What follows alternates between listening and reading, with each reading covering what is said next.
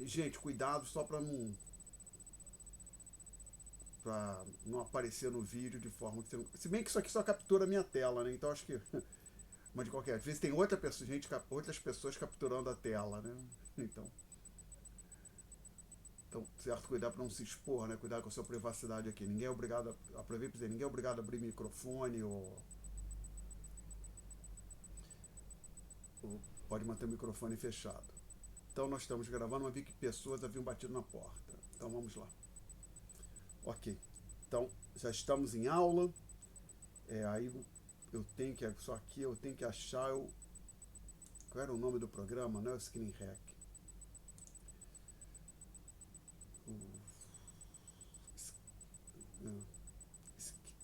Ai, tem um programinha aqui. Mudou. No Windows 7 eu tinha mais. Sketchbook. No Windows 7 já ficava direto. Agora recentemente eu passei do Windows 7 para o Windows 11. Aí agora apanho aqui com algumas coisas para achar alguns programas. É um pouco diferente a interface. Ok, mas então estamos gravando, Quase Negro está aberto aqui. E nós estávamos neste tópico 4 aqui, que o PDF parece um pouco grande, eu vou diminuir um pouquinho. Tá, botar 200%. Vocês conseguem ver o PDF, né, Tom? Alguém pode confirmar, por favor? Obrigado, Tatiele. E aí eu tenho que agora lembrar de onde nós paramos, que foi na aula de quarta-feira. Certamente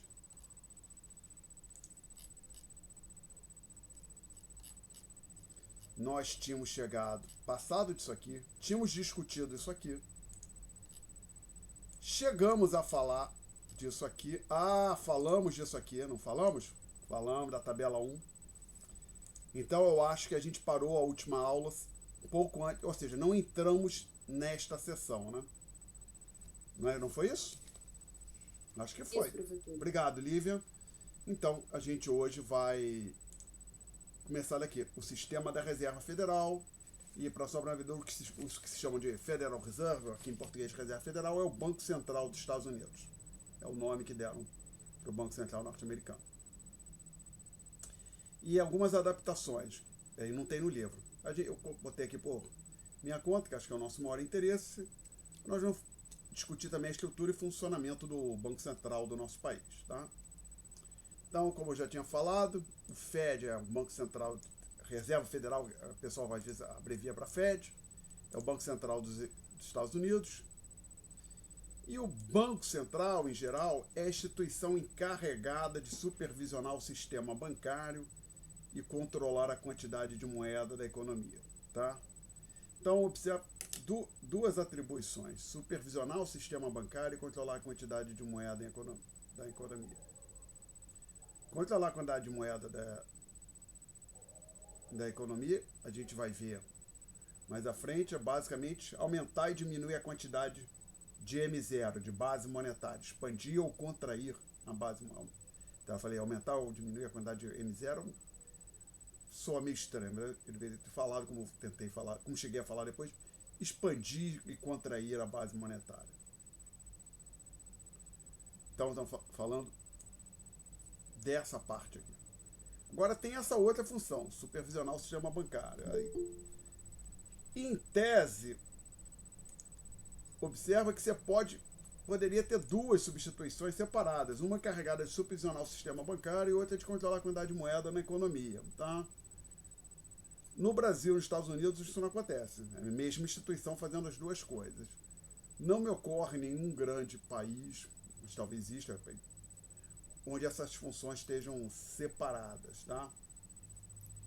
Então a gente vai fazer como o livro, vamos dizer então que o Banco Central é a instituição que supervisiona o sistema bancário e também controla a quantidade de moeda da economia, tá? Alguma pergunta até aqui? Ninguém falou nada, então nós vamos em frente. Uma função importante do Banco Central é a de emprestador de última instância. O Banco Central ele atua como banco dos bancos, ou banqueiro dos outros banqueiros. E essa função de emprestador de última instância é bem relevante, sim, gente. Porque a gente já discutiu, quando a gente falou dessa tabela que eu vou tentar apresentar, isso é a página 4, né? Apresentar aqui no fim. Observe, então, lembra, o que são as reservas? Aqui, o que nós temos aqui? Reserva bancária sobre depósito à vista, perdão, na última coluna aqui, ó. O que são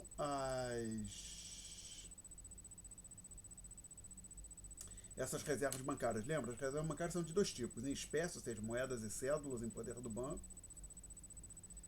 e junto ao Banco Central. Seria como se fossem contas correntes que os bancos tivessem junto ao Banco Central. Dinheiro depositado, que é dos bancos, como se tivesse depositado lá no Banco Central. São saldos que eles têm disponível junto ao Banco Central. E isso aqui, olhando aqui o caso do Brasil, 2018, nunca chegou a 50%. Então, isso é como fração dos depósitos à vista. O depósito à vista é aquele que não rende juros. Então, isso exclui poupança, exclui fundo de renda fixa, exclui CDB. Então, olhando aqui para essa coluna, a última coluna aqui à direita, o que aconteceria se todo mundo corresse agora para os bancos, aqui no Brasil, e falasse, quero sacar todo o meu dinheiro? Cada pessoa falasse isso. Os bancos conseguiriam fazer frente a essa situação?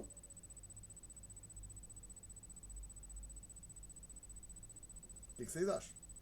Alguém já botou ali no chat. Não conseguiriam. Porque o problema é, o banco recebe o depósito, como a gente já discutiu, a gente já falou aqui da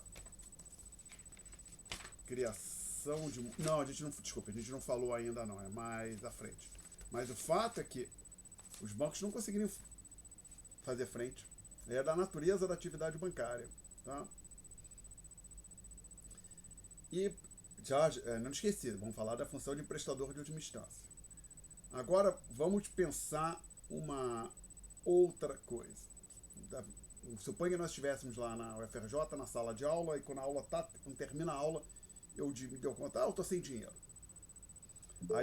Aí você não tem dinheiro nem para pegar ônibus, perdi minha carteira. Aí um de vocês generosamente, Alexandre, então pega aqui R$10 emprestado, você me paga na próxima aula.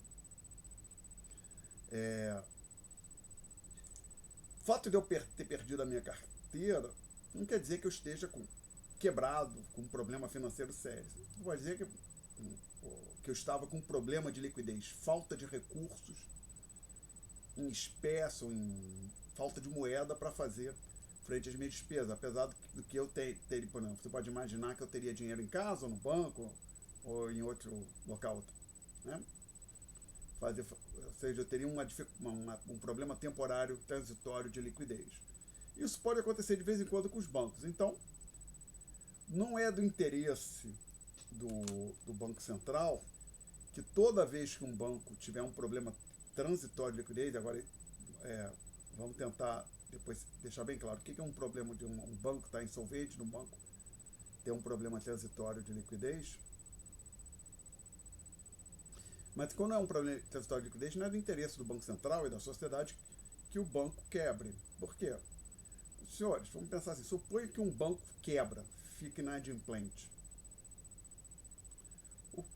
Quando acontece com qualquer instituição, organização, qualquer empresa, uma empresa quebra, fecha. O que acontece? Os credores dessa empresa vão gostar? Não. Que tem uma chance grande deles não receberem o dinheiro que eles tinham para receber. Né? Então, no momento que uma empresa vai à falência, fecha, os credores vão ter dificuldade para receber o que lhe é devido. Tá? Muito provavelmente nem todo mundo vai receber o que lhe é devido. E quem receber ainda vai demorar um bom tempo. Bom, então quando um banco fecha, se considerar um banco fechar, os credores do banco vão ter dificuldade para receber.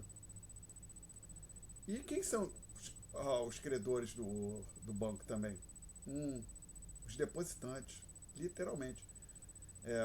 Veja bem, os depositantes colocaram dinheiro no banco, eles têm o direito de sacar, até quando a gente já falou nessa disciplina de balanço patrimonial, isso é listado naquela parte que eu chamei de passivo. Então os depositantes também são credores dos bancos. Então no momento que um banco quebra, quem tem dinheiro depositado no banco pode ter problema. O mais provável é que tenha. Existe mecanismo de seguro bancário, essas coisas, mas não necessariamente vai cobrir tudo. Tá? Então não há, então, assim, não há interesse nenhum do, da sociedade que um banco que tinha um problema transitório de liquidez venha a ser fechado. Ah, mas então isso valeria para todas as qualquer entidade. É que da natureza da atividade, valeria também, por exemplo, no restaurante, é que da natureza da atividade bancária, que é justamente pegar o dinheiro e emprestar, não sentar em cima de tudo, que ele venha a ter mais, que os bancos sejam mais propensos a terem problema de liquidez do que uma empresa como como um restaurante. Porque, veja bem, o ponto do restaurante não é um negócio, vamos dizer assim, o negócio central, a atividade central de um restaurante não é receber dinheiro e emprestar o dinheiro, não. O banco é receber depósito, fazer empréstimos, né? E não é só isso, além de fazer empréstimo, que é algo que nós vamos falar aqui, os bancos fazem muitas coisas. Eles fazem operação de câmbio, compram e vendem moeda estrangeira, eles compram e vendem títulos públicos. Aí quando você pensa a complexidade que é o funcionamento de uma... Pensa, para não complicar muito, pensa uma agência bancária, aqui no bairro de Copacabana, no centro do Rio de Janeiro, quantidade de gente que entra e sai ali num dia, faz pagamento, depósito. Aí pensa num banco como todo, a quantidade de pessoa que entra nas agências do banco num dia, faz pagamento, faz saque, deposita dinheiro, e gente que opera, faz as operações hoje pelo banco podem ser feitas por aplicativo, por internet também, né? Então, e ao mesmo tempo o banco está fazendo operações no mercado de câmbio, comprando e vendendo moeda estrangeira, comprando e vendendo títulos públicos, tá? Então pode acontecer de um belo dia um banco descobrir: prestei dinheiro demais, eu comprei títulos públicos em demasia, gostaria de ter um pouco mais de dinheiro aqui nas médias reservas, e o banco que pedir dinheiro e acaba pedindo dinheiro emprestado ao Banco Central. Tá? Então a função do Banco Central, a de emprestador de última instância, é essa: é impedir que um problema de liquidez transitório leve à bancarrota de uma instituição financeira, de um banco comercial. Né? Perguntas até aqui, gente?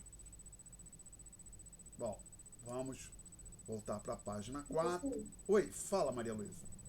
Você poderia repetir esse final? Que o Banco Central ele deve impedir a liquidez do quê? Não, ele deve impedir que um problema transitório de liquidez faça com que um banco quebre, tá? Que um banco comercial vá à falência, ou tenha que fechar, entendeu? É, imagina assim, um banco um dia descobre que comprou títulos de público em demasia, não deveria ter comprado tantos títulos, e ele está com deficiência, falta de recursos no caixa, ou até para aquelas reservas no Banco Central estão abaixo do mínimo exigido pelo Banco Central. Uma das opções que esse banco tem é pedir dinheiro emprestado ao Banco Central. Tá? Então, ou então, aí outra coisa que é importante: os bancos fazem operações entre eles. O banco empresta dinheiro para o banco B, que por sua vez empresta para o C. É tudo interconectado. Então, inclusive, se digamos assim, um banco fechar, pode afetar outros bancos, tá? Em particular, se for um banco grande, aí é um problema sério. Quando for um banco pequeno, a situação é mais simples. Mas então, a ideia é que o Banco Central, a sociedade, não tem interesse com um problema transitório de um banco, um problema de que está com pouco dinheiro por um dia, dois, se transforme leve ao fechamento do banco, tá? Ok? E por isso que o Banco Central exerce essa função de emprestador de última instância. Eu respondi, Maria Luísa? Ok, Tá, sim. obrigado. Então vamos continuar avançando, voltar. Aí a gente entra aqui nesse bullet item, aí a gente tem alguns exemplos de bancos centrais. Cuidado com a terminologia, que aí alguém pensa, A gente tem o Banco do Brasil aqui, que não é um banco central, então o Banco da Inglaterra também não é banco central, não engano. Aquilo que se chama Banco da Inglaterra é o Banco Central do Reino Unido. O Fed é o Banco Central dos Estados Unidos, este aqui é o Banco Central do Reino Unido, este Banco do Japão não é como o Banco do Brasil, na verdade é como o nosso Banco Central. Então, o Banco do Japão, Banco Central do Japão. O Banco Central Europeu é o Banco Central da zona do euro. E temos aqui o nosso Banco Central do Brasil, que é o nosso Banco Central. Tá? Então, tem que ter cuidado com... Se eu vou dizer, se o Banco do Brasil não é Banco Central, o Banco da Inglaterra também não é Banco Central. Não, não, não. O Banco da Inglaterra é um Banco Central. Então, o Fed, quero falar um pouco do Fed. Ele foi criado em 1913, após uma série de crise bancária que ocorreu em 1907. Então, não existia Banco Central, houve uma crise bancária, com corrida bancária, e aí, esse é o... o que é corrida bancária? Antigamente, corrida bancária queria dizer o seguinte, por exemplo, ali aquele período que falou, começo do século passado, quem tem dinheiro no banco vai pessoalmente ao banco tentar sacar. Grosso modo era isso. Hoje em dia não precisa ser assim. A pessoa, por exemplo, que a ideia é assim, corrida bancária, é assim, um número muito grande de depositantes procura a instituição, tenta retirar os recursos que estão depositados da instituição financeira e pegar ou em espécie ou passar para outra instituição financeira, né? Então você pode até pensar a seguinte coisa, uma corrida bancária localizada que afeta apenas uma instituição, somente um banco. Aí as pessoas podem tentar sacar o dinheiro em espécie desse banco ou pegar o dinheiro que está no banco e transferir para um outro banco. E também pode pensar uma corrida bancária generalizada, que afeta todas as instituições financeiras de um país simultaneamente. Aí basicamente, se as pessoas estão tentando tirar o dinheiro de todos os bancos, que vai ser que aí o saque teria que ser em espécie, né? Mas então, em 1907, ocorreu uma crise bancária nos Estados Unidos, com corridas bancárias, bancos quebrando. Então, e o importante, como é que isso pode acontecer? Pode acontecer até o seguinte, um banco sólido, que não tem nenhum problema, simplesmente se as pessoas acreditarem que o banco está com problema e todo mundo correr para o banco simultaneamente. Não, desculpa, eu falo todo mundo, tem que ser literalmente todo mundo, né? Basta que seja uma parcela considerável dos depositantes para criar um problema sério para o banco, tá? E naquela época não tinha o Fed, não existia Banco Central dos Estados Unidos, então a crise foi mais séria do que seria se existisse uma Reserva Federal, dentre outras coisas, exercendo a função de emprestador de última instância, tá? Então o Fed surgiu em 1913, por conta da crise de 1907. Aí, desculpa, eu vi que tinham duas perguntas ali. Aí o Tyron, não, o Banco Central não opera como um banco comercial, ele não, é separado, tá? Bom, até pode alguém chegar, não, tem um banco central lá num certo lugar do mundo que também opera como banco comercial, mas não é o comum, seria exceção, tá? Então assim, aqui no Brasil, por exemplo, ninguém tem conta corrente no Banco Central. Não tem um talão de cheque, um cartão de crédito no Banco Central do Brasil. Aí é da Bruna Pierre.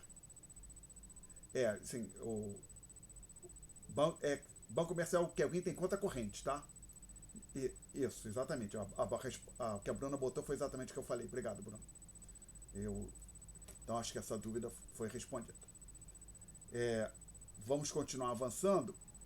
E como é que está estruturada a diretoria, a presidência, e como funciona o Fed? O presidente dos Estados Unidos indica o presidente do Fed para um mandato de 4 anos. É importante, os 2 mandatos não se iniciam na mesma data. Ou seja, cada presidente dos Estados Unidos precisará conviver pelo menos alguns anos com o presidente do Fed nomeado pelo seu antecessor, tá?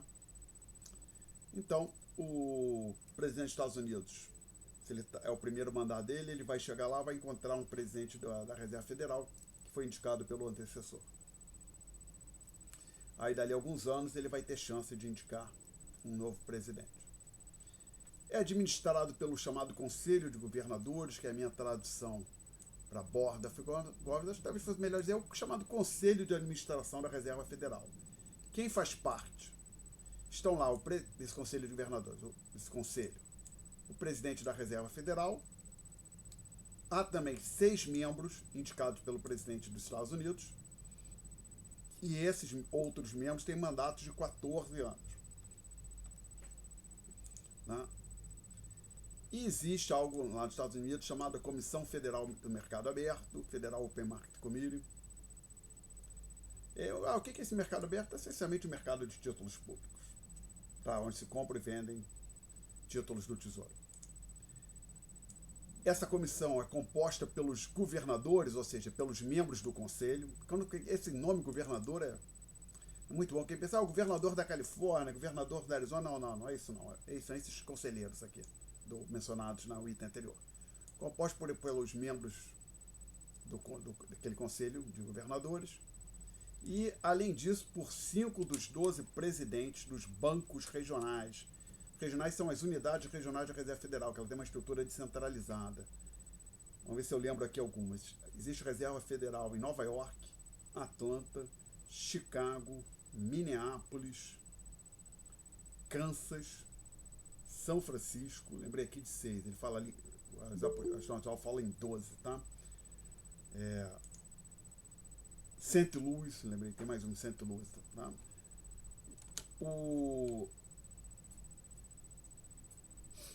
Então, gente,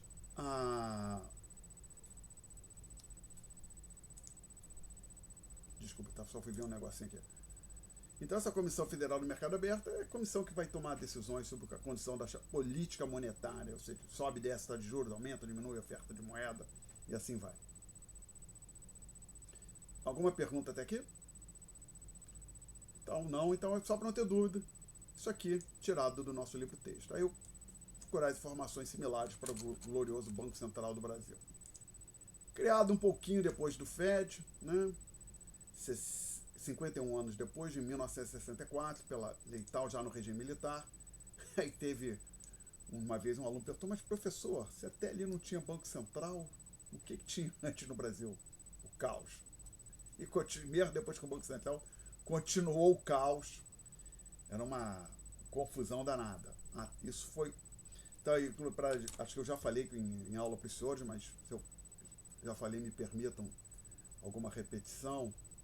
O Plano Real não foi só no dia 1º de 94 trocar a moeda que existia no Brasil, não. O Plano Real começou assim, foram várias medidas de ajuste fiscal e saneamento e, vamos dizer assim, mudança na governança do Banco Central do Brasil.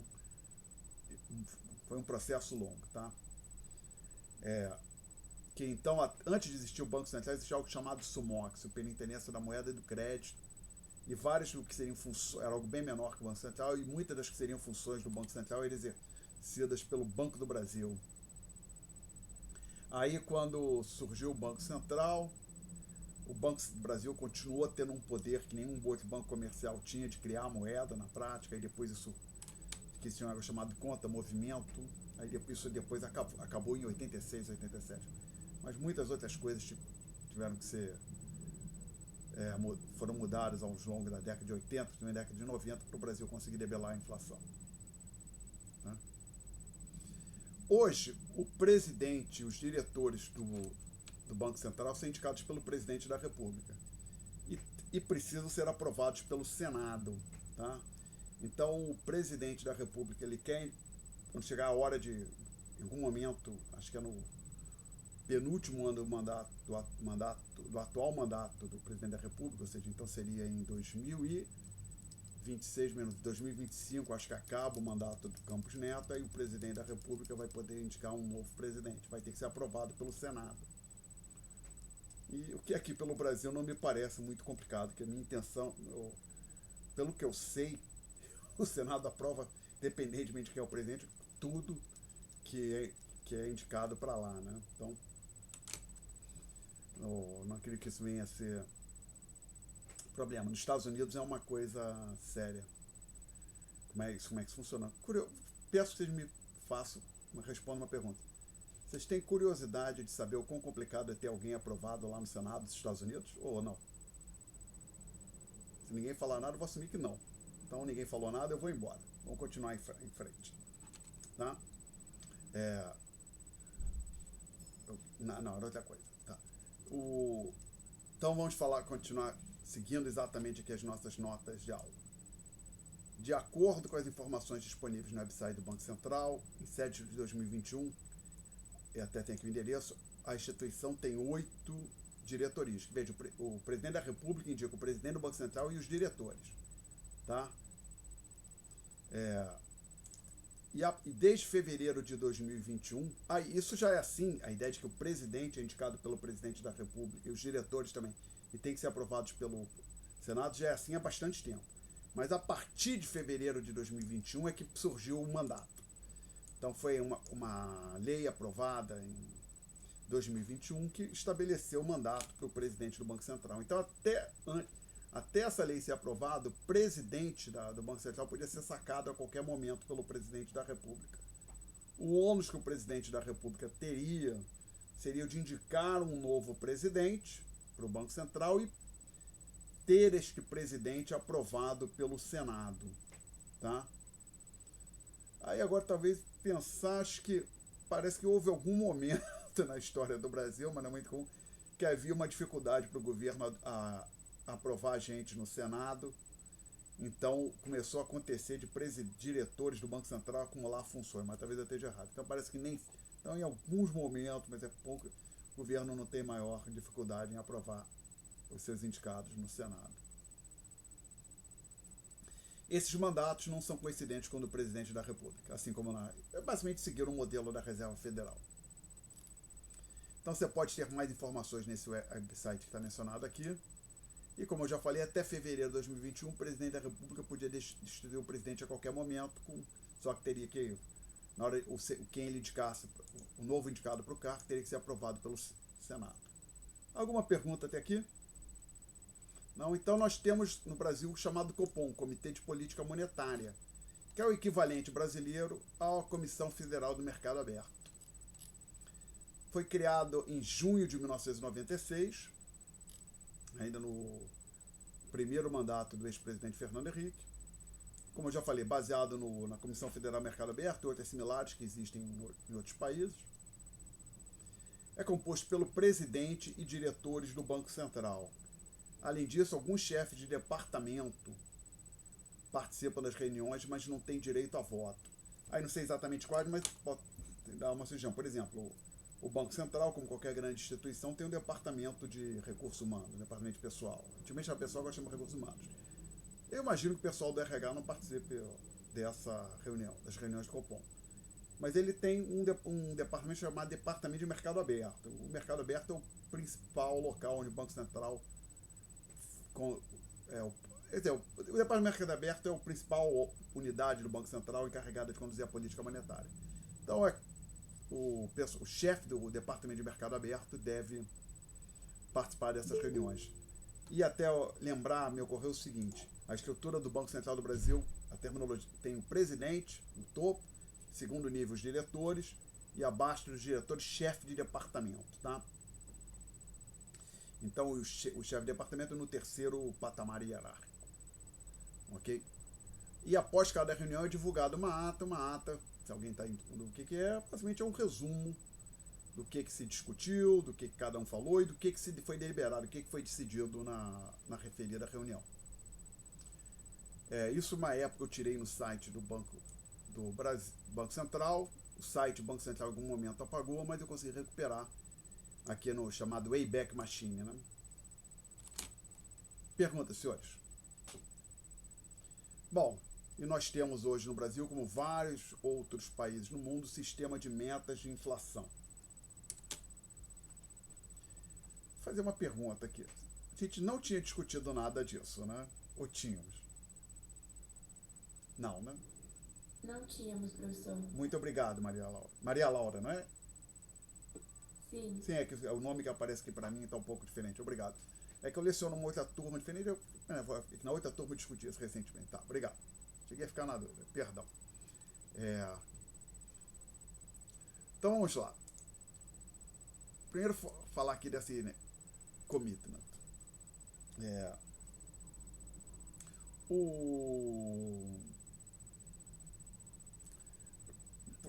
Acho que eu falei com o senhor algumas vezes em aula que, por exemplo, eu me lembro que uma vez um professor falou para mim, eu estava no doutorado, nada como pressão para nos obrigar a produzir, né? Em inglês ele falou, até foi a minha tradução para inglês, ele falou nothing like pressure to get things done. Ou seja, quando você está sob pressão, você produz mais. Pelo menos eu sou assim, acho que a maior parte das pessoas, né? Então, um mecanismo de... Então, desculpa, o que isso tem a ver com o tal do commitment? Commitment não tem uma boa tradução para isso, eu traduziria talvez como compromisso, obrigação, né? E então, e muitas vezes tem coisas que, por exemplo, eu gostaria de fazer e tenho dificuldade, porque é chato, por exemplo, fazer exercício, me exercitar, coisa chata, né? Então, por exemplo, talvez algum dos senhores, para se exercitar, combine de se exercitar com um amigo, com uma amiga, porque é mais fácil, né, criar a disciplina de ir lá fazer o exercício, né? Ou também, às vezes, para estudo, às vezes é uma boa ideia você marcar com um amigo, um colega, uma colega de estudar, mesmo que um vai estudar na casa vamos nos reunir ou na biblioteca ou na casa de um para estudar, por quê? Se, por exemplo, você está em casa sozinho, vai estudar em casa sozinho, pô, a chance de parar, ir ali na cozinha, fazer um lanchinho, deitar um pouquinho no sofá, se tá com alguém olhando é mais difícil, né? Outra, assim, por exemplo, chocolate, se me entregarem, se eu me atulhar de chocolate aqui em casa, eu vou comer correndo. Então, meu mecanismo que eu tenho para não comer muito chocolate é simplesmente não ter chocolate em casa, né? Então, e por que isso é relevante aqui para nós? Porque tem um resultado já de 1977, economia, que descobriram, os economistas descobriram, inclusive, quando ganharam o prêmio Nobel. O nome deles é Edward Prescott. E Finn Killen, quando ganharam o prêmio Nobel, foi também por isso, que não é porque o Banco Central ou o governo seria malvado. Se o Banco Central for deixado livre para fazer o que ele bem entende, ele possivelmente vai querer conduzir a política monetária de forma a reduzir taxa de desemprego, por exemplo. E o problema disso é que o mecanismo que pode levar à redução da taxa de desemprego ele tem como efeito colateral uma elevação da taxa de inflação. Então imagina a seguinte situação, olha, tem aqui uma maneira do desenho assim, não é porque o Banco Central é malvado, não, ele quer fazer o que é bom, aquilo que é bom para a sociedade. Pô, se eu aceitar a inflação um pouquinho mais alta, eu consigo puxar o desemprego para baixo. Ok. Agora, o problema disso é, se os agentes econômicos anteciparem que o Banco Central vai querer fazer isso, vai aceitar uma inflação mais alta para reduzir a taxa de desemprego, o que eles vão fazer quando eles estiverem, por exemplo, sindicato negociando reajuste salarial, ou proprietário de imóvel negociando com o inquilino o preço de aluguel? Vão tentar jogar os preços para cima, né? Ou então, por exemplo, um investidor que vai colocar dinheiro, está pensando em colocar dinheiro no banco, se ele antecipar que a inflação vai ser mais alta, no caso de título com taxa de juros fixa, vai tentar gostaria de ter uma taxa de juros mais elevada, né? Então o problema é que essa ideia de que se o Banco Central ficar livre para fazer as que sejam coisas boas, as pessoas podem antecipar que ele vai querer utilizar esse mecanismo que os economistas conhecem, de gerar um pouco mais de inflação para reduzir o desemprego. E isso vai fazer com que as pessoas, alguns meses antes, antecipem uma taxa de inflação mais alta, tá? E não tem nada de tão absurdo nisso que eu estou falando aqui. Antes de eu dar um exemplo ainda mais simples sobre relacionado, mas não é a mesma coisa. Alguém quer fazer uma pergunta sobre isso? Não? Então agora imagina o seguinte, que o meu objetivo, o Alexandre o Alexandre quer dar notas altas. Aí quando está chegando aí o fim de semestre, agora, digamos que seja nesta disciplina, neste semestre, aí eu penso que era dar nota alta. O que eu poderia fazer na próxima prova? Hein? Gente, pelo amor de Deus, não é tão difícil, né? Supõe que eu quero dar nota alta. O que eu deveria fazer com a prova? Não tem um aluno que para me ajudar? Fazer uma prova muito fácil. Muito fácil, né? Aí, mas veja bem, para que isso seja... Mas o problema é o seguinte, supõe que vocês antecipam que a prova vai ser muito fácil. Aí vocês vão ter que responder também, né? Se vocês anteciparem que a prova vai ser muito fácil, isso vai impactar o número de horas de estudo que vocês vão ter? Sim, e até mesmo atenção na aula, né? Também, exatamente. É esse o problema. Então você pode até imaginar o seguinte, se vocês não sabem, vocês estão assim preocupados, viram a primeira prova, e estão imaginando que a segunda prova vai ser no patamar da primeira, tá? Aí chega para a segunda prova, ela é muito mais fácil. Aí vocês têm uma surpresa, eu conseguiria, como eu conseguia, entre aspas, enganar vocês, eu consegui fazer com que a prova fosse bem fácil, sem que vocês antecipassem isso, eu conseguiria puxar a nota dos senhores para cima, né? Porque se vocês antecipassem que a prova seria muito fácil, os senhores estudariam menos, então ficaria mais difícil atingir meu objetivo, tá? Então a única coisa que aconteceria, pode pensar de uma forma bem simplificada, seria aluno estudando menos, porém com a mesma nota que teria se eu não fosse tão bonzinho, né? Não é? Agora, sim, e o ponto é, se eu fizesse isso uma vez e vocês não antecipassem, aí eu conseguisse também fazer isso no próximo semestre, depois de 2, 3 semestres, se eu estiver sempre lecionando a mesma disciplina, como os alunos se comunicam, né? Os alunos mais novos tendem a conversar com os alunos mais antigos em algum momento, tá, vem cá, como é a prova desse professor, não sei o quê. O que o pessoal já chegar sabendo? O pessoal entraria na disciplina sabendo que a segunda prova é muito mais fácil que a primeira. E eles iam ajustar o seu esforço, o número de horas de estudo, a essa informação, né? Mas você pode imaginar a mesma coisa aqui. Se o Banco Central conseguir, de repente, de forma não antecipada, gerar um pouco mais de inflação, ele pode talvez conseguir reduzir o desemprego. O problema é que isso tem que ser antecipado, porque se todo mundo imaginar que isso vai acontecer antes, aí isso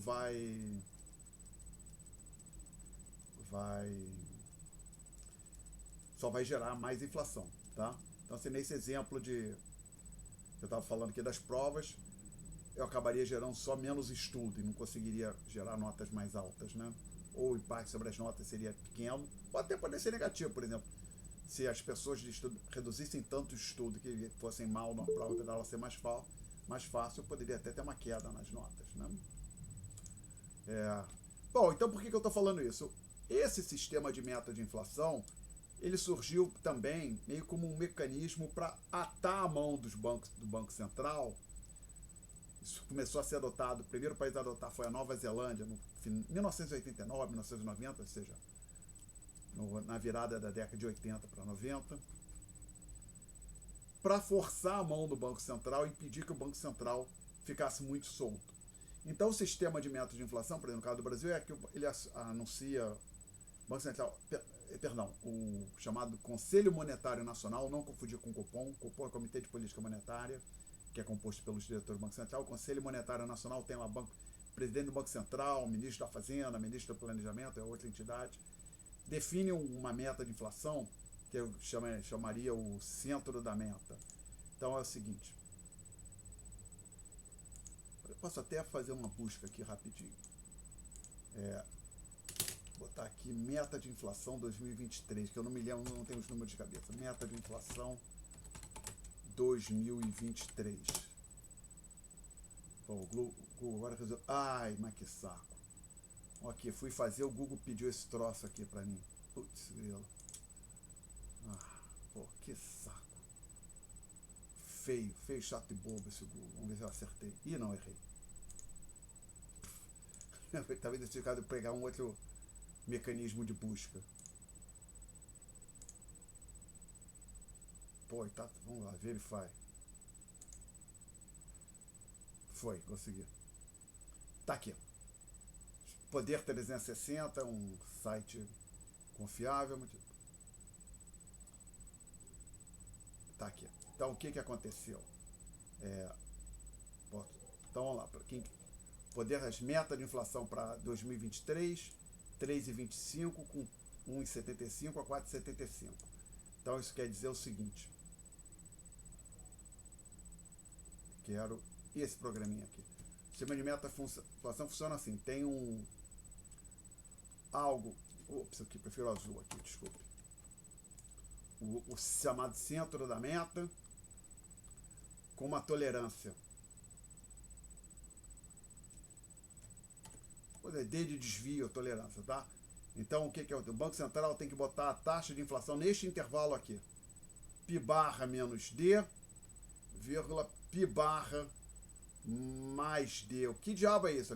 No Brasil, tendo em vista aqui o poder 360, para ano de 2023, o Π barra é o chamado senha da meta. 3,25. A tolerância que está sendo dada é 1,5.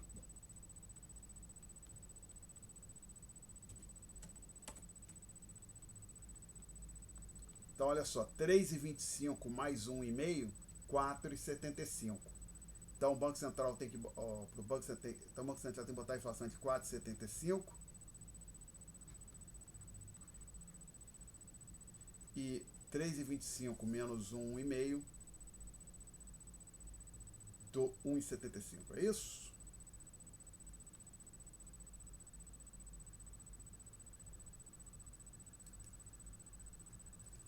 Isso, tá? Então, o sistema de meta-inflação no Brasil, hoje ele está com uma tolerância de 1,5 para cima ou para baixo. Hoje, neste ano, tá? Então, essa é a ideia. Define que chama o centro da meta e que é, evidentemente, nunca vou... Aí, lembrando, essa inflação é medida aqui no Brasil, pelo IPCA. É um índice calculado pelo IBGE, Índice de Preço ao Consumidor Ampliado. Nunca vai ser preciso no centro, né? Cravar exatamente não é possível. Então, define uma faixa onde o Banco Central tem que conseguir colocar a inflação, tá? Agora, então o sistema de meta-inflação não é só o Banco Central simplesmente definir, anunciar esses númerozinhos aqui. Não, é 3,25, podendo ir a 4,75 no máximo, no mínimo a 1,75. Não, é mais do que isso. Com isso, o Banco Central é obrigado a produzir relatórios, tem mecanismos de comunicação, tem que dizer o que ele está fazendo para atingir a meta, tá?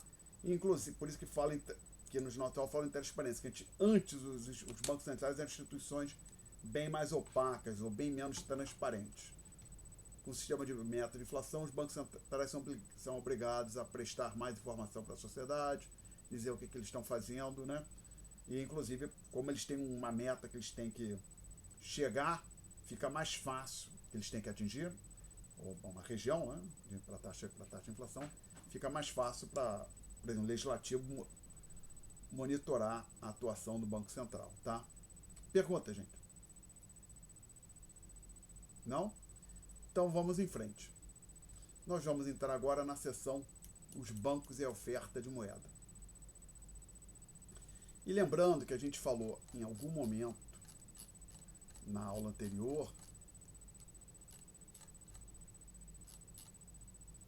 que o M0 é um passivo do Banco Central. A gente chegou a discutir isso com um balanço patrimonial bem simplesinho, que o Banco Central ele pode se financiar emitindo o M0, criando moeda. Por exemplo, na prática, por exemplo, o Banco Central ele compra ouro, que estava o dólar de um banco comercial aqui no Brasil, ele aumenta os seus ativos, que é o lado que fica do lado esquerdo daquele chamado balanço patrimonial, e ele ao mesmo tempo expande a base monetária.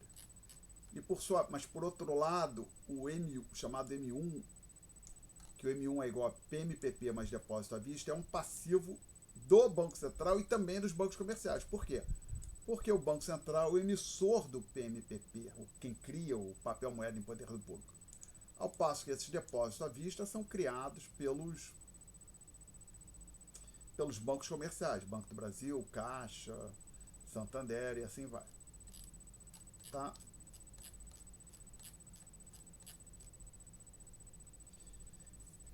Então a gente quer entender, tendo em vista que o Banco Central... E por quê? A gente, ao longo do próximo capítulo, a gente falar a quantidade de moeda, estamos falando do M1, ao longo do restante deste capítulo, desse tópico. Então a gente quer entender como é que esses bancos criam moeda. A gente vai falar no final, mais à frente, um pouco mais sobre como o Banco Central cria moeda. Basicamente, a gente vai discutir como é que o Banco Central controla o M0.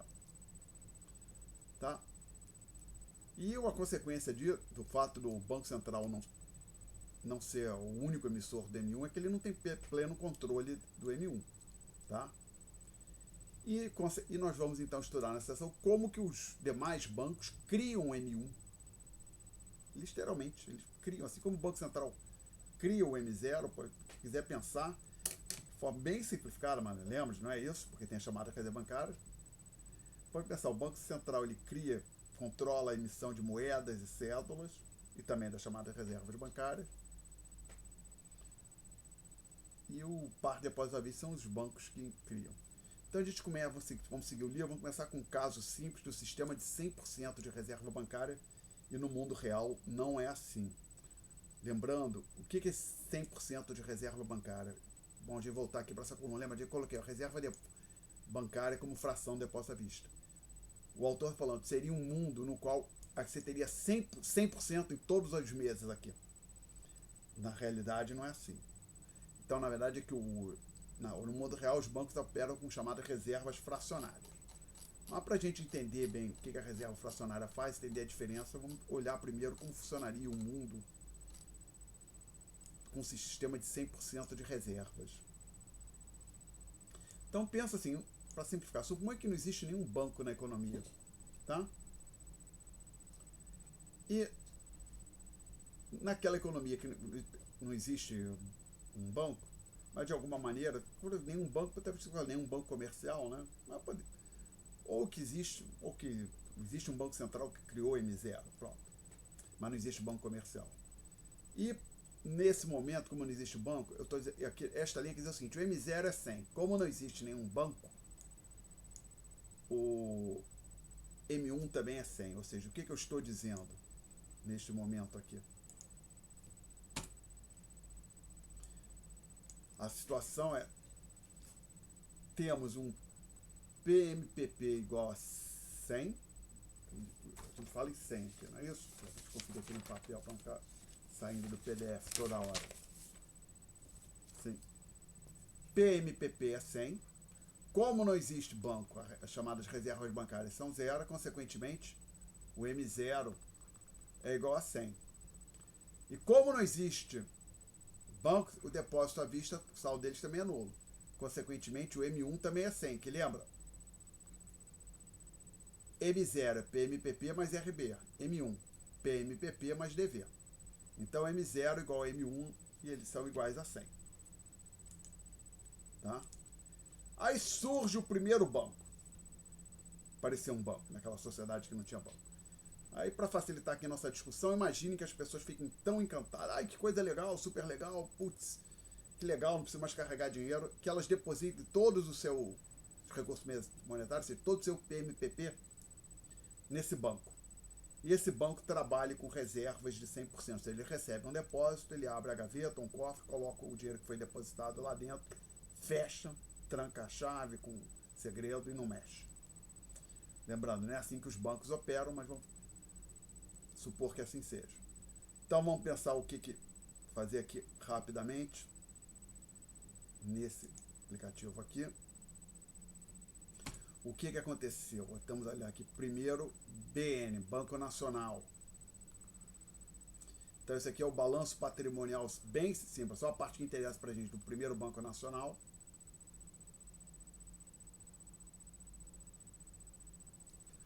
Lado esquerdo, os ativos, como os recursos foram utilizados, chamados bens e direitos, ou seja, imóveis, créditos a receber, assim vai. Do lado direito, as obrigações. Então, na hora que alguém coloca dinheiro no banco, lembra na suposta que as pessoas colocaram 100, você tem que fazer um lançamento de 100 aqui. Por quê? Porque lembra, a qualquer momento o correntista pode ir lá no banco, bater na porta. Banco, me dá o meu dinheiro. Então o banco vai ser obrigado a dar o dinheiro. Então o dinheiro depositado nos bancos é como se fosse uma dívida do banco para com os depositantes. Tratado como tal, para fins contábeis, economicamente é isso. E na verdade é uma dívida, foi pensar uma dívida bem especial, que a qualquer momento o credor vai lá e pede a liquidação da dívida. Você pode interpretar assim, né? que eu estou querendo dizer? Por exemplo, quando você faz um empréstimo, você faz um empréstimo de 90 dias com um banco. Você pega dinheiro emprestado com um banco ou com alguma outra entidade por 90 dias, se no meio do caminho, com 45 dias, quem te prestou o dinheiro quiser o dinheiro de volta, você não é obrigado a dar. O acordo era pagar daqui a 90 dias, né? O depósito, por exemplo, chamar depósito à vista, não. Você botou o dinheiro no banco, o dinheiro está lá com o banco, ele pode utilizar, mas por outro lado, em qualquer momento você pode bater lá e dizer, me devolve tudo. Lembrando que hoje o bater lá não quer dizer que você vai pessoalmente no banco, você pode simplesmente fazer um TED, um PIX. Um TED é uma TED, né? Que TED é transferência, né? Agora, lembrando, quando a gente falou rapidamente de contabilidade, a gente falou que tinha um tal de sistema de partidas dobradas. Tem que ter um outro lançamento aqui. Ou menos 100 aqui do lado direito, ou mais 100 do lado esquerdo. Vai ter um mais 100 aqui do lado esquerdo, nas chamadas reservas bancárias, que é o dinheiro agora que os bancos têm, que o banco tem em caixa, tá? Então a ideia é simples. Havia PMPP de 100, surgiu o primeiro Banco Nacional. As pessoas ficam encantadas, correm para o primeiro Banco Nacional e colocam todo o PMPP lá. Aparece mais 100 aqui no chamado passivo, mais 100 do dinheiro em espécie que está em poder do primeiro Banco Nacional. Alguma pergunta até aqui? Não? Então a gente avança mais um pouco. Aí eu digo o seguinte. Lembram que antes do primeiro Banco Nacional surgir, M0 igual a M1 igual a 100. Tá? Posso até repetir aqui. Aqui, esse aqui. Só trocar a cor. Aqui é fácil, não quero ver, quero preto. Mais adequado. Antes de surgir o primeiro Banco Nacional. A situação era assim, ó, M0 igual a M1 igual a 100, pois PMPP era 100, DV e RB eram nulos, tá? E agora que surgiu esse primeiro Banco Nacional, mas ele trabalha com tudo que ele recebe de depósito, ele guarda, mantém sob a forma de reservas. Ora, o PMPP foi zerado, porque as pessoas entregaram aquele dinheiro em espécie para o primeiro Banco Nacional.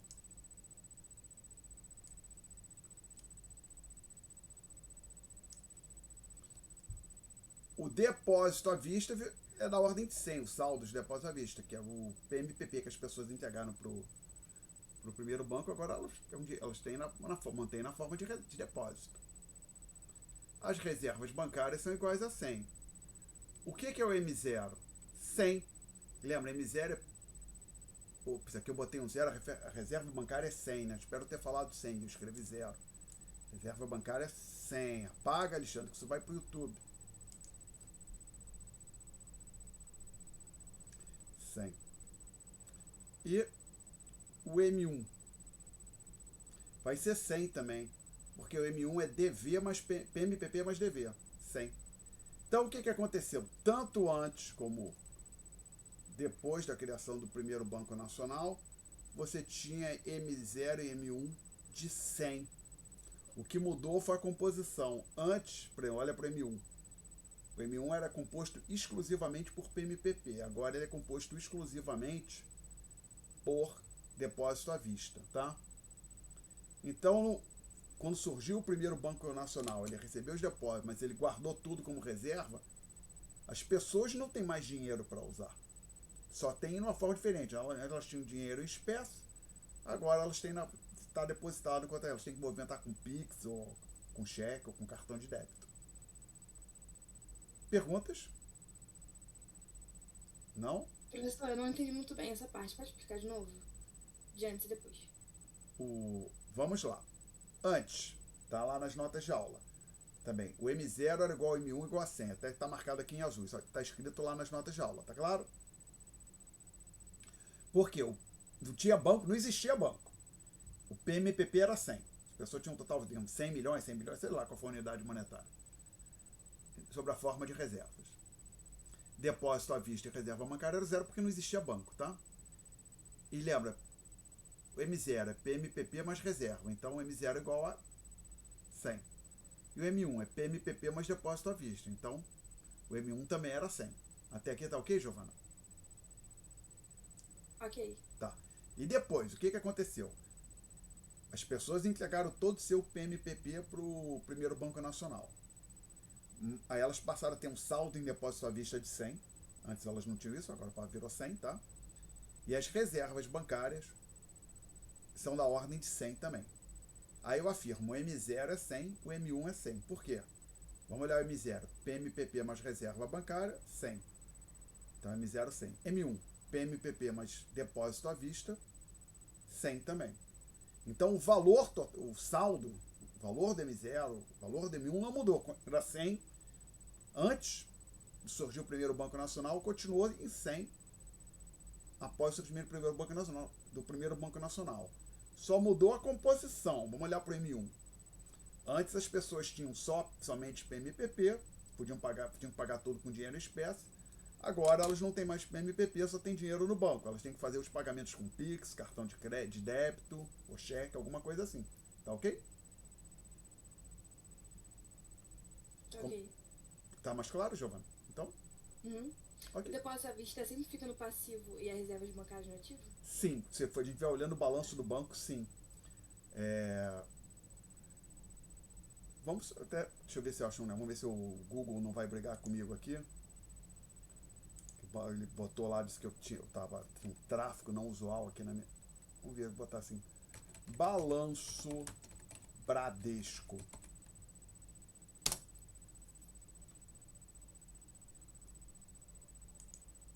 Vamos ver se eu acho ele aqui.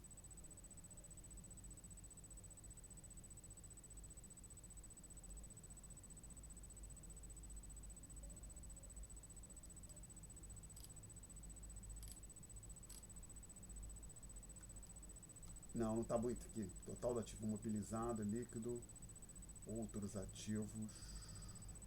Não, ele não botou, vamos lá. Vou botar assim. Deixa eu ver se eu. Balanço patrimonial.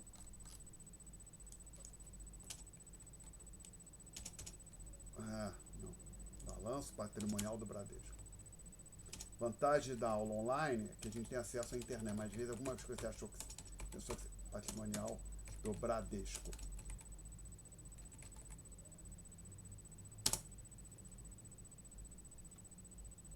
Esse, não, acho que aqui é o relatório com.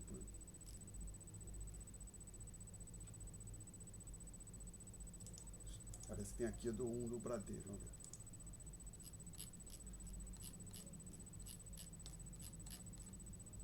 Um documento grande aqui do Bradesco. Cadê?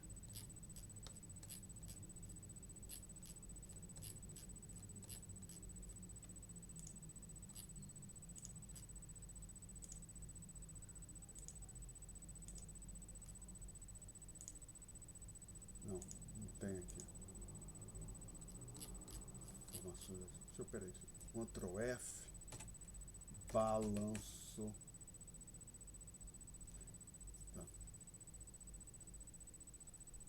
Total de ativos.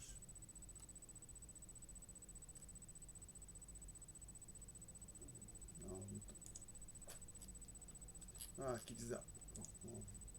Vamos fazer o seguinte, eu tento trazer isso já para a próxima aula, para a gente não. Porque a próxima vai ser online também, né? Ver se eu acho o balanço de um banco. Ah, não, aqui é a seguradora do Bradesco, não. Vou botar um outro aqui, Santander. Pronto, balanço patrimonial Santander. Vou botar Itaú, pronto. Aqui que aparece, que já aparece narrado.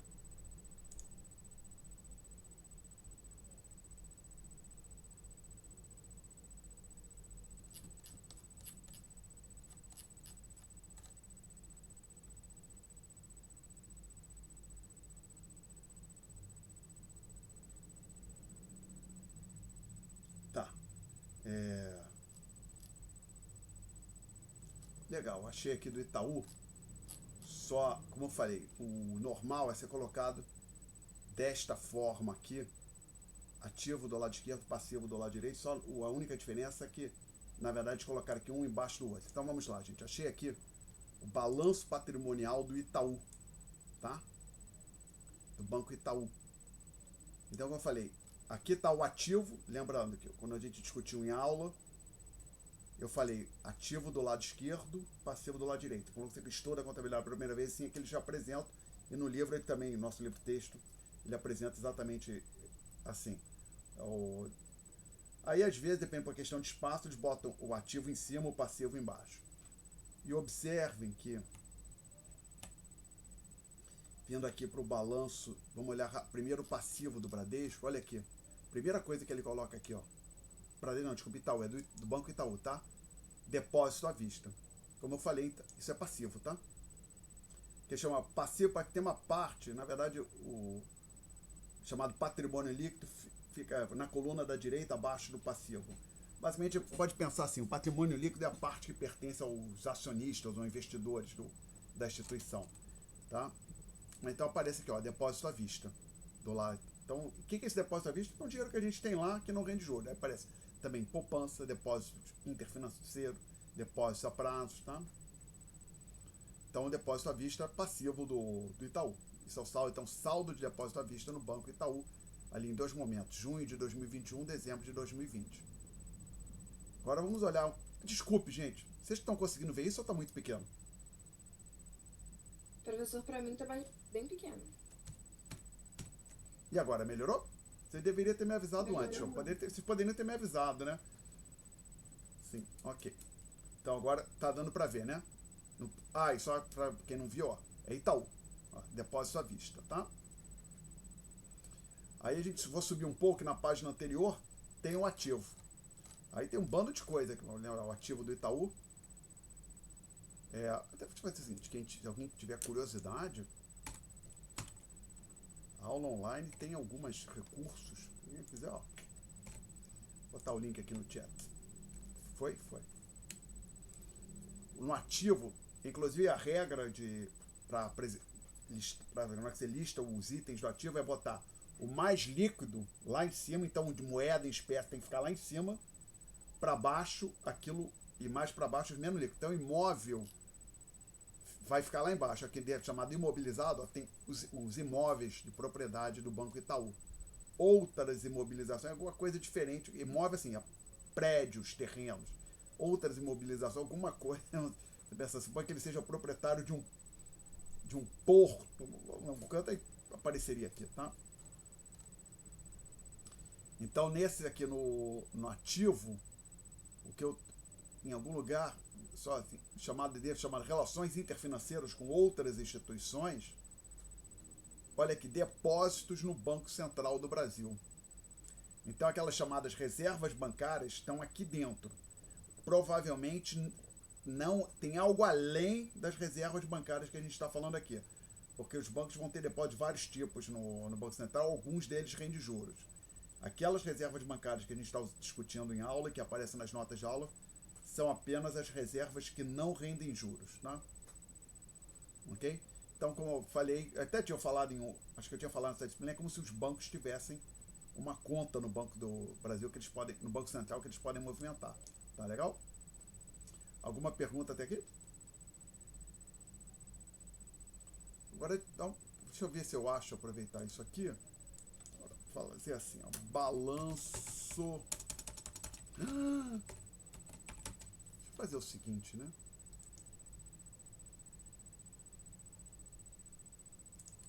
Poxa, minhas bookmarks ficaram aparecendo ali, minha privacidade foi-se embora, hein?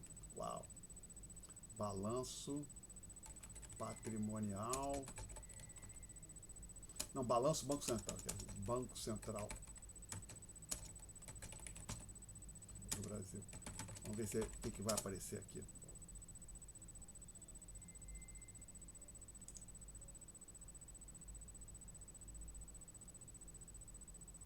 Não, isso aqui são dos outros bancos, não. Ele também dispõe de resultados dos outros bancos. Vamos ver se aqui aparece, porque eu já fui alguma vez, acho que dando aula. Demonstrações financeiras, Banco Central do Brasil. Vamos ver esse aqui. Ó, balanço patrimonial do Banco Central do Brasil, gente.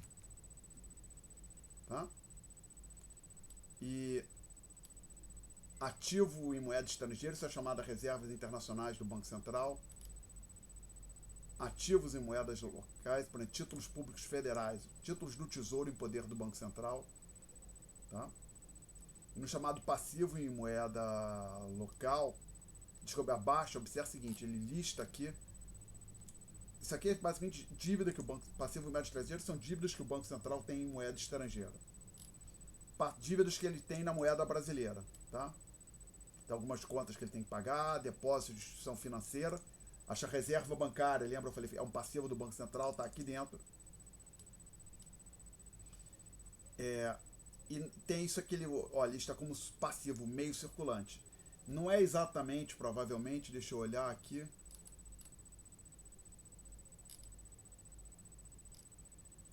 Não posso dar 100% para o senhor de certeza que é a base monetária, mas é algo bem próximo da base monetária, tá? Ok? Porque às vezes eu já vi balanço do Banco Central mais detalhado, onde ele colocava aqui o dinheiro em espécie do Banco Central, ele listava em poder do Banco Central, ele estava aqui, ele estava também como passivo. Mas isso aqui é algo bem próximo da base monetária. Então o ponto é, o que pode acontecer é o Banco Central, de forma simplificada, ele... Não, desculpa, isso aqui não vai ser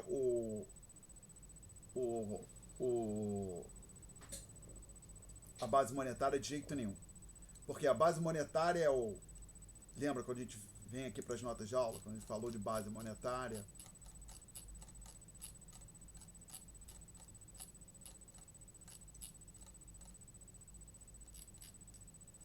Primeira vez eu falei, você pode expressá-la assim, PME mais reservas dos bancos, ou PMPP mais reservas bancárias, tá?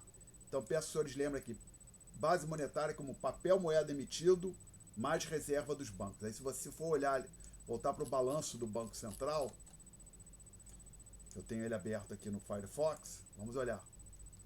E aqui tá dando para ver, não tá? Tá grande o suficiente, não tá?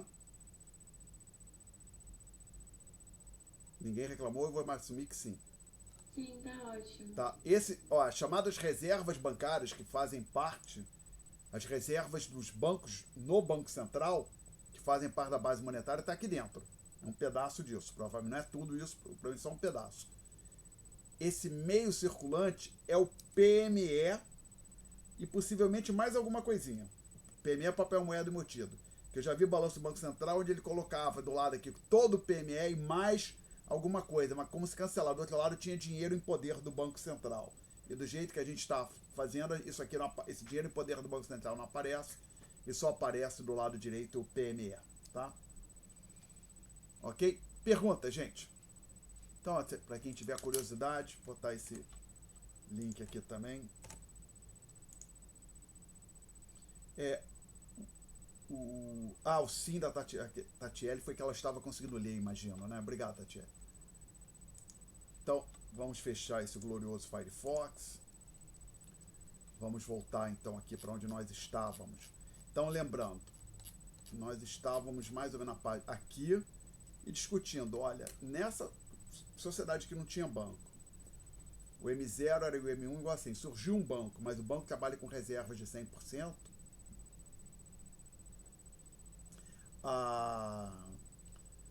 o M0 e o M1 continua sendo 100, só muda a composição, uma pequena diferença. Mas o valor total, a liquidez existente na economia não muda. E então é isso aqui, esse exemplo ele ilustra um resultado geral que está marcado aqui. Se os bancos mantivessem todos os depósitos sobre a forma de reserva, ou seja, todo o dinheiro depositado no banco, o banco senta em cima, fecha, bota numa gaveta e tranca, então eles não influenciariam a oferta de moeda, ou seja, eles não criariam liquidez adicional. Antes de surgir um banco, a liquidez total de moeda na economia é 100. Surgiu o banco, total de moeda continua em 100. Alguma pergunta até aqui, gente? Não? Então vamos avançar mais um pouco. Aí a gente vai entrar aqui nessa parte, ó. Criação de moeda por meio do sistema de reservas fracionárias. Aí, como eu falei, estou dando esse tópico também numa outra disciplina que eu leciono. Eu me lembro quando comecei a discutir esse tópico, de repente um aluno falou, mas então o banco cria moeda, os bancos criam moeda também, professor? É isso, exatamente isso. O Banco do Brasil, o Itaú, o Santander também criam moeda. Como? Vamos ver. Em um sistema de reservas fracionárias, os bancos mantêm apenas parte dos depósitos como reserva. Como a gente até viu que é o caso aqui no nosso país, onde os bancos mantêm menos do que 50% do equivalente a 50% dos depósitos sob a forma de reservas.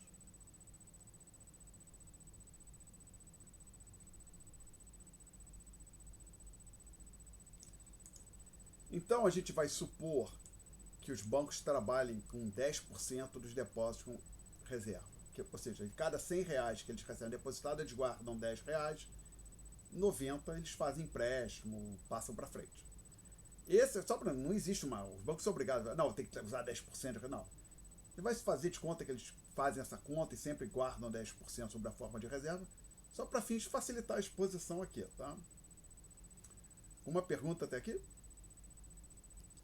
Ninguém reclamou, vou seguir em frente. Então vamos ver o que acontece. Vamos tomar como ponto de partida. Eu tenho que fazer um tal de print screen aqui. Aí eu vou fazer assim, marcar esse pedacinho que eu quero. E aí eu vou vir aqui, vou apagar tudo, vou colar aquele pequeno pedaço de balanço patrimonial. Colar. Então, era essa a situação, tá?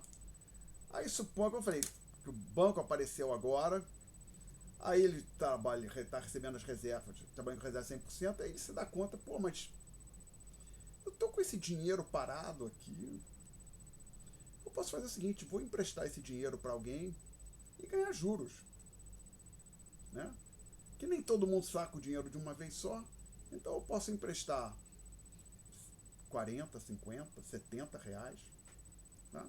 Suponha então que o primeiro Banco Nacional resolva emprestar 90. Tá? E o que vai acontecer?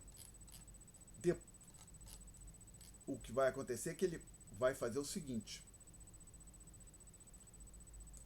Partindo dessa situação que a gente tem ali no quadro, até isso funciona no mundo real da seguinte forma: quando alguém pega dinheiro emprestado num banco, o banco não entrega dinheiro em espécie para a pessoa normalmente. O usual é que você tem que ser correntista do banco, tá?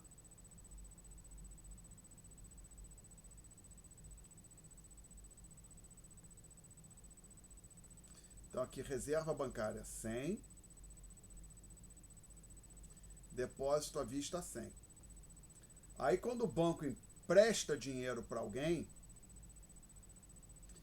o banco, a pessoa é correntista, o banco simplesmente informa a pessoa: o empréstimo que estava aprovado, a gente liberou o dinheiro está na sua conta.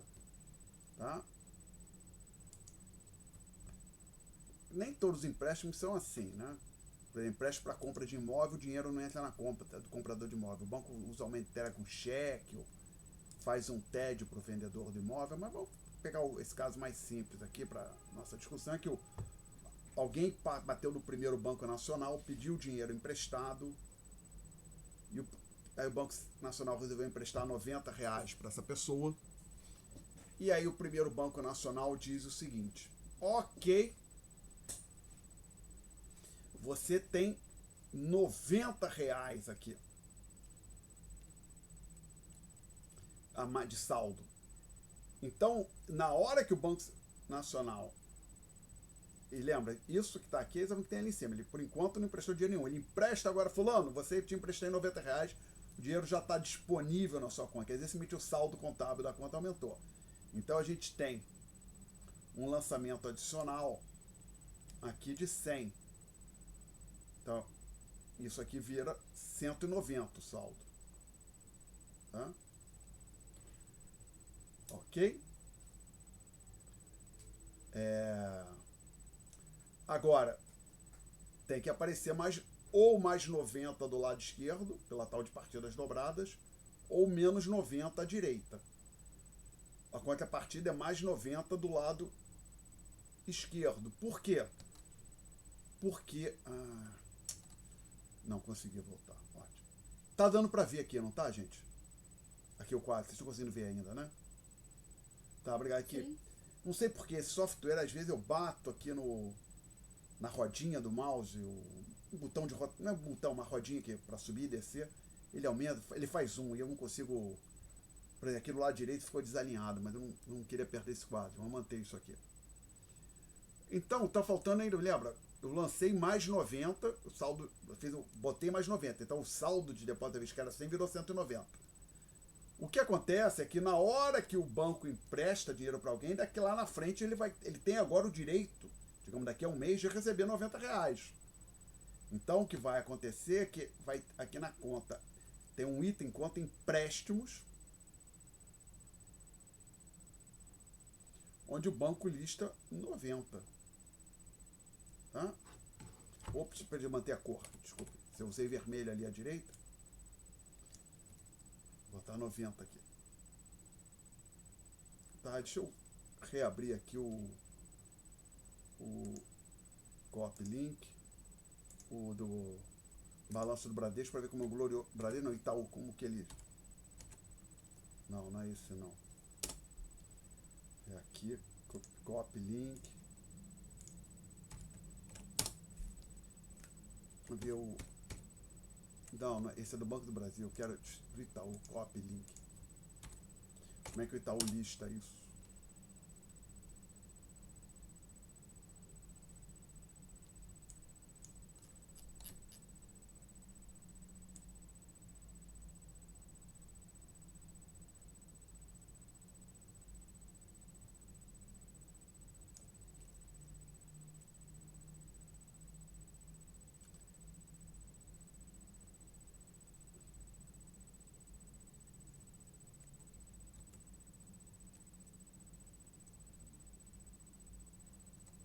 Disponibilidade, aplicação títulos, relação interfinanceira, relação interdependência, operação de crédito, arrendamento.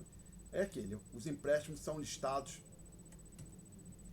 aqui, operação de crédito, ou seja, empréstimos concedidos pelo banco. Ele vai listar aqui, tá?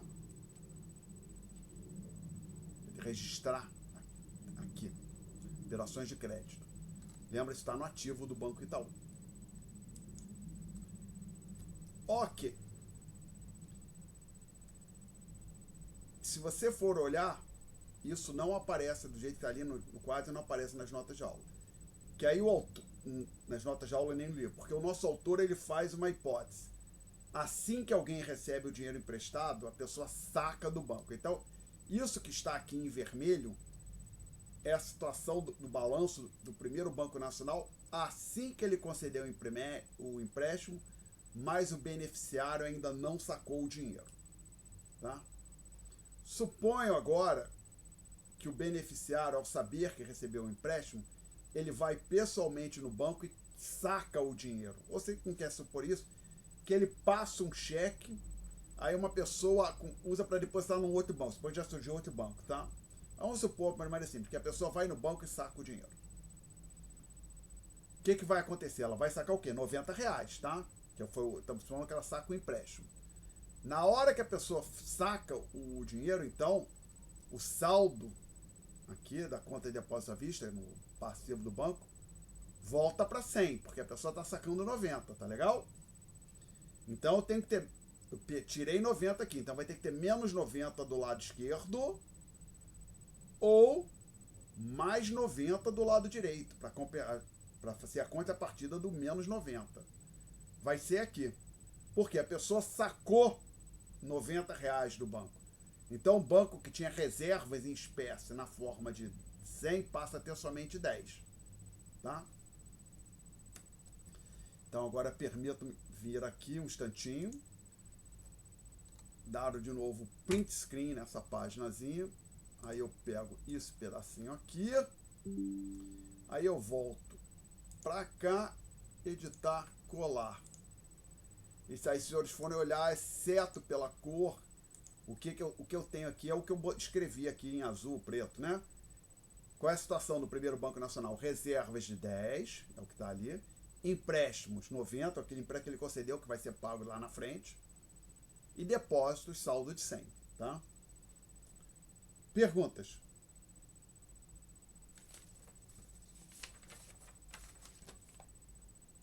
Tá? Então, vamos observar o seguinte. Então aqui, ó, indo para as notas de aula, então eu falei, até essa frase aqui,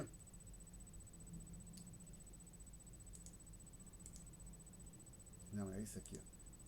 Acho que essa frase aqui, que eu tentei marcar, ela deveria estar aqui antes do balanço, tá? Ou seja, esse balanço tem como pressuposto que o montante emprestado foi sacado do banco.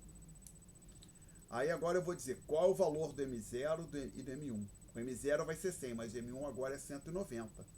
Ah, mas por quê? Vamos ver. Isso é assim que a pessoa sacou o dinheiro do primeiro Banco Nacional. Vamos olhar os componentes de cada conceito de moeda. Vamos lembrar, refrescar nossa memória e colocar aqui M0 igual a PMPP mais RB.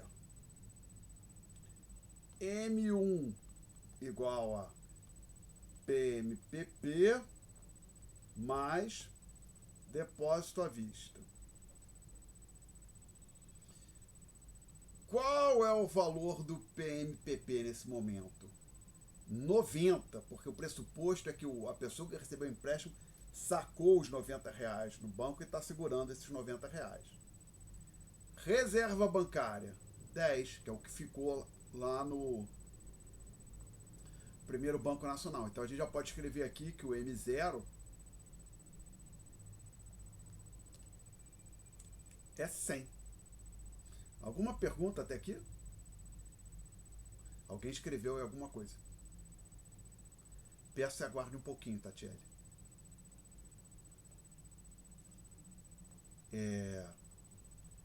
E o M1? Ora, o depósito à vista ainda é 100. Então o M1 é igual a 190. Lembra, M1 é PMPP mais DV. PMPP 90, então 190. Então vamos voltar rapidinho aqui para as notas de aula. Então a situação que quando o banco trabalhar a reserva de 100%, M0 igual a M1 igual a 100. E agora o M1 é de 190. Então, ao conceder esses empréstimos da ordem de 90 aqui, ó, o banco criou R$90 de liquidez adicional. Então, o primeiro Banco Nacional acabou de criar moeda aqui na nossa frente. Tem a pergunta da Tatiele, eu não esqueci. Alguém quer fazer alguma outra pergunta? Quer fazer algum comentário? Aí a pergunta da Tatiele é o que? Essencial, você então entendeu corretamente? O que aconteceria se todo mundo que depositou de 100 resolvesse lá sacar? Aí o banco pediria ao Banco Central, vamos lá. Se todo mundo que depositou os 100, e quem pegou 90 não pagou ainda, sim, como aqui eu estou dizendo, só tem o primeiro Banco Nacional, a única solução seria pedir para o Banco Central dinheiro emprestado. Tá? Então, assim, basicamente a pergunta da Tatiele, e se acontecer uma corrida bancária, de repente todo mundo for lá sacar o dinheiro? Aqui aí, o Banco Nacional o primeiro Banco Nacional ficaria numa situação difícil. Não havia, e o que na prática, pode imaginar, no mundo real tem vários bancos, um banco pede dinheiro para os outros. Inclusive, se vocês forem olharem para o balanço do Itaú, tem lá relações interfinanceiras. O Itaú empresta para o Bradesco, aí pede emprestado para o Banco do Brasil, eles fazem operações entre eles, tá? Mas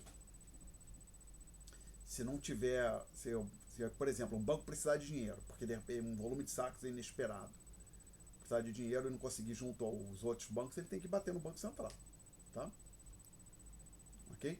Então, assim, agora que a gente tem aqui esse balanço na frente, a corrida bancária é basicamente, o que seria a corrida bancária? Um bando de gente batendo, não precisa ser todo mundo pedir os 100. Suponha que o empréstimo já conseguiu, digamos assim, as pessoas tentem sacar R$30 dos 100 que elas depositaram originalmente no primeiro Banco Nacional. Já deu problema. Ele só tem 10. Tá? Sim. O Banco Central seria a última alternativa. Se houvesse outros bancos, seria a última alternativa. Por isso que eu digo, emprestador de última instância. É a última porta que tem para o banco bater. Para o primeiro caso, que é o primeiro Banco Nacional. Então eu coloco aqui essa conclusão, que não é minha, está no livro-texto ou qualquer outro livro-texto similar, de introdução à macroeconomia. Os bancos, meus caros, eles criam moeda quando eles mantêm somente uma fração de depósito como reserva. E essa criação de moeda, essa liquidez adicional de 90, não aconteceu aqui. Aqui não aconteceu. Nesse caso aqui. Ela só acontece quando os bancos trabalham com reservas fracionárias. Tá? Alguma pergunta até o momento? Então, fechar aqui essa discussão com esse bullet item aqui. Importante. A sociedade como um todo não ficou mais rica por ter mais moeda. Peraí, como assim? Vamos devagar. Faz sentido ela ter ficado mais rica, pelo menos num primeiro momento? Não, lembra, a gente discutiu. O que seria a riqueza, a renda da sociedade? É o PIB, estamos falando do PIB. Aqui a gente não falou em criação de bens, produção de bens. Então não tem por que a gente imaginar que a sociedade ficou mais rica. O ponto é, mas isso não está discutindo aqui, a existência do sistema financeiro permite um volume maior de transações, facilita o investimento. Por quê?